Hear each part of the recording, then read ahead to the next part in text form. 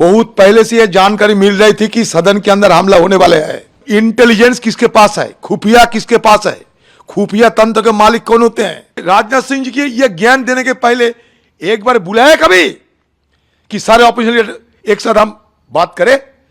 ये छुपाना चाहते हैं इनकी कमजोरियों को। नया संसद दिखा रहे हो, नया संसद भवन दिखा रहे हो। मोदी है तो मुश्किल है। देखिए, सवाल पूछना तो हमारा फर्ज होते हैं। इसको अगर राजनीति करना और राजनीति करते हैं, ये दोषारोप करने का मतलब ये होते हैं कि आम लोगों की निगाहों भटकाने के लिए सारे सरकार जुटी हुई है। आसमान तो टूट नहीं पड़ती। आज तक प्रधानमंत्री जी एक बयान पेश किए हैं, वो तो सदन के नेता है। दोनों सदन मिलकर सबसे बड़ा नेता कौन होते हैं? पीएम। पीएम कौन होते हैं? सदन के नेता। तो अब तक क्या पीएम एक बार कोई बयान दे चुके हैं? तो गृह मंत्री अमित शाह जी कम से कम पीएम साहब को तो सिखाइए कि क्या सदन की नियम कानून नियम क्या होते हैं, क्या सदन में एक नेता की क्या रवैया होना चाहिए। कम से कम पीएम साहब को तो एक बयान आना चाहिए था।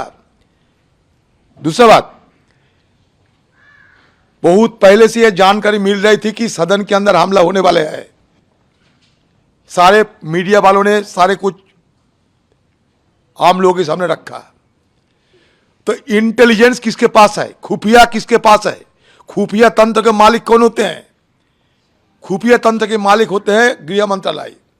तो इसलिए सिर्फ हम जानकारी लेना चाहते थे।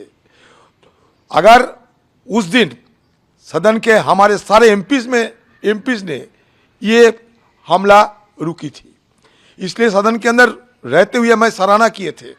कोई राजनीति हमारे करने की कोई मंशा नहीं थी कभी भी, आज भी, क्योंकि सदन हम सबका है।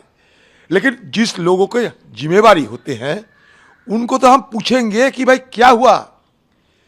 सिर्फ स्पीकर साहब के ऊपर सारे मसला रखकर स्पीकर साहब के सारे जिम्मेवारी सौंपते हुए ये अपना जिम्मेवारी से भागना चाहते हैं। आसमान नहीं टूट पड़ते अगर सदन के अंदर आके हमारे गृह मंत्री एक बयान देते और दो चार सवाल हमारे तरफ से अगर रहते तो उसका जवाब देने से कि आसमान टूट पड़ते। वो तो इतने बड़े मुखिया है सरकार की, खुफिया तंत्र उनके पास है। ये डीजी, आज पेपर में देखिए, डीजी दिल्ली के पुलिस ऑफिसरों ने पहले ही सूचना कर दिए थे कि शीतकालीन अधिवेशन छत्र जब होंगे उसके पहले और सतर्कता और सावधानी बरतने की जरूरत है। ये दिल्ली पुलिस वालों ने डायरेक्शन दिए थे। तो दिल्ली पुलिस किसके पास होते हैं? स्पीकर साहब के पास, ये गृह मंत्रालय के पास।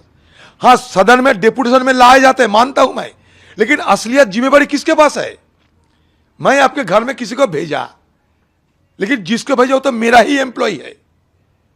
तो आखिरकार मेरा जिम्मेवारी नहीं होता क्या मैं जिसको भेजा सही ढंग से काम किए या नहीं? तो दोनों का ही है। स्पीकर तो मंत्री नहीं।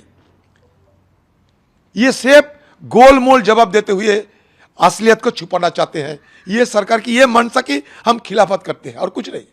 सदन सबका है ये मान के उस दिन हमारा बयान देखो। सदन के अंदर हम सरकार के पास खड़े रहते थे। उस दिन 2 बजे की हमारा बयान देखो। ऑल पार्टी मीटिंग में हमारा बयान देखो।